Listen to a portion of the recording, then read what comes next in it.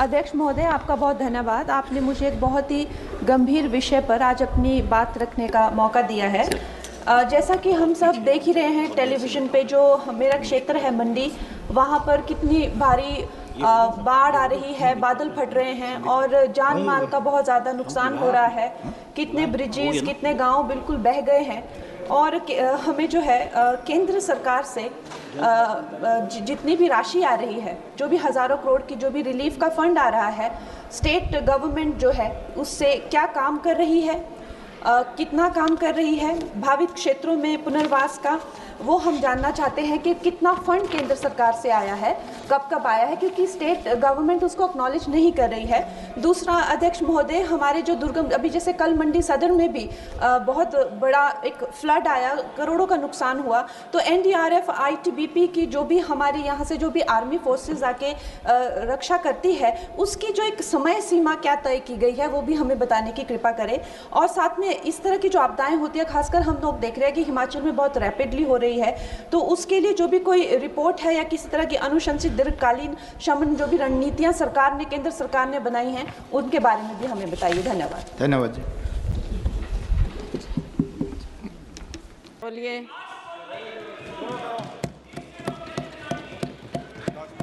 माननीय speaker madam, thank you. Speaker महोदय, आज मैं इस सदन में कैमरा येऊ देना मैडम, कैमरा। मैडम स्पीकर, मैं आज इस सदन में क्रोध, वेदना और अपमान की भावना लेकर खड़ी हूँ। अपमान उन सिपाहियों का जिनको सीज फायर की ऑर्डर अपने देश के प्रधानमंत्री से नहीं बल्कि एक विदेशी से मिली। वेदना उन परिवारों की जिन्होंने पहलगाम के आतंकी हमले में अपने परिजनों को खो दिया। और क्रोध इस सरकार पर जो आज तक पहलगाम के आतंकी हमलावरों को न पकड़ पाई है और ना ही उनकी कुछ सुराग ढूंढ पाई है। ऑपरेशन सिंदूर नाम सुनने में देशभक्ति का लगता है, लेकिन असल में ये सिर्फ मीडिया पर किया सरकार का एक था। कोई नहीं बता रहा है कि इस ऑपरेशन में हासिल क्या हुआ, कितने आतंकी पकड़े गए, हमारे कितने फाइटर जेट्स गिराए गए, कौन जिम्मेदार है, कौन किसकी गलती है। इसका हिसाब देने का दायित्व इस सरकार का है, मगर देश में सवाल पूछने पर ही पाबंदी है, क्योंकि ये सरकार सवाल सुनना ही नहीं चाहती है, बल्कि ये सरकार जवाबदेही से ही भागती है। अध्यक्ष महोदय, आज की परिस्थितियों को देख मुझे रोम में बने कॉलिसियम की याद आती है। विश्व की सबसे अविस्मरणीय और पुरानी इमारतों में एक है। रोम में बनी कॉलिसियम मनुष्य की कल्पकता और निर्माण क्षमता का एक अभूतपूर्व मिसाल है, पर इसके अलावा वो एक गंदे और घिनौनी राजनीति का भी प्रतीक है। कहा जाता है कि इसका निर्माण उस समय की जनता को खेल और मनोरंजन में उलझाए रखने के लिए किया गया था, ताकि जनता का मूल मुद्दों पर से ध्यान भटक जाए। कुछ ऐसा ही आज हमारे देश की सरकार करती प्रतीत हो रही है। पर अब खेल और मनोरंजन ही काफी नहीं है। किसी महत्वपूर्ण इलेक्शन के पहले आतंकी हमला और फिर सरकार की जवाबी कार्रवाई। आतंकी आए कहां से, कहां गए, ये सरकार को कुछ नहीं पता, पर हमें पड़ोसी देश पर आक्रमण करना है और उसके आधार पर वोट बटोरने हैं।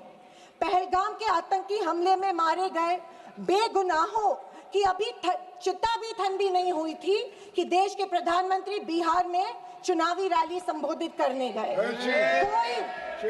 कोई जिए कोई मरे, इनको कुछ फर्क नहीं पड़ता। ये 24/7 चुनावी मोड में रहते हैं।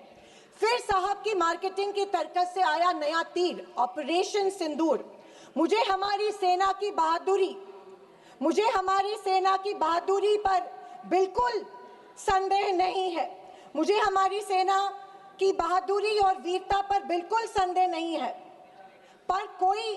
पर इस सरकार की दुर्जनता की सीमा देखिए कि सेना के जवानों को लड़ने जरूर भेजती है, पर हमला होने के पहले दुश्मनों को आगाह भी कर देती है। वाह, ये हमारे परराष्ट्र मंत्री का बयान था। क्या यही कारण है कि हमारे जेट्स दुश्मन के द्वारा गिराए गए? क्या ये हमारी सेना के जवानों के जानों के साथ खिलवाड़ नहीं थी? खैर, जो इंसान मानता हो कि इस सेना के जवान की तुलना में एक व्यापारी ज्यादा खतरा मोल लेता है, उससे हम अपेक्षा ही और क्या करें? ये मूर्खता है या फिर देशवासियों को मूर्ख बनाया जा रहा है? ऑपरेशन सिंदूर से देश को क्या हासिल हुआ? अमेरिका के दबाव में किया गया एक शर्मनाक सीज फायर। फॉरेन पॉलिसी ऐसी कि मित्र देशों ने आतंकवाद की निंदा तो की, पर पाकिस्तान की नहीं। स्पीकर मैडम, प्रधानमंत्री कहते हैं कि ऑपरेशन सिंदूर का जश्न मनाने का पर्व है। किस बात का जश्न मनाए प्रधानमंत्री जी? हमले के पहले आपके विदेश मंत्री दुश्मन को हमले की पूर्व सूचना देते, उसका जश्न मनाए? इसी का असर ये था कि हमारे जेट्स गिराए गए, क्या इसका जश्न मनाए? या फाइटर जेट जो क्षतिग्रस्त हुए हैं उनके पायलट्स का क्या हुआ? इस देश को अभी तक उसकी जानकारी नहीं है, क्या उसका जश्न मनाए? सीज फायर का ऐलान इनके कथित मित्र ट्रंप करते हैं, इससे जो हमारी देश की तीनों सेनाओं का मानसिक खच्चीकरण हुआ, क्या उसका जश्न मनाए? और तो और पहलगाम के आतंकियों को कोई सुराग नहीं, क्या इसका जश्न मनाए? इंटरनेशनल कम्युनिटी में भारत की छवि इतनी कमजोर अब तक कभी नहीं हुई थी। हर चीज को इवेंट मत बनाइए मोदी जी, अपने मन की बात छोड़कर देशवासियों को की सवाल का जवाब देने की भी हिम्मत दिखाइए। याद आती है जब इंदिरा गांधी जी के सामने पाकिस्तान सरेंडर हुआ था और एक हार्ड लाइनर निक्सन जैसे को भी इंदिरा गांधी की बात सुननी पड़ी। और विदेशी नीति की तो हालत और भी शर्मनाक है। हमारे पड़ोसी नेपाल, बांग्लादेश और श्रीलंका जो कभी भारत के सबसे करीब थे, आज हमारी पीठ पीछे चीन से हाथ मिला रहे हैं। एक समय था जब भारत के पास नेबरहुड फर्स्ट की नीति थी और आज हमारे पड़ोसी हमें लास्ट प्रायोरिटी मानते हैं। स्पीकर मैडम, विदेश जाकर इंडियन डायस्पोरा के साथ तस्वीर खिंचवाना ही विदेश नीति बन गई है। अब ये सरकार प्रश्न पत्र भी खुद बनाती है और उत्तर भी खुद तय करती है। जनता से कोई संवाद नहीं, पार्लियामेंट में कोई ट्रांसपेरेंसी नहीं।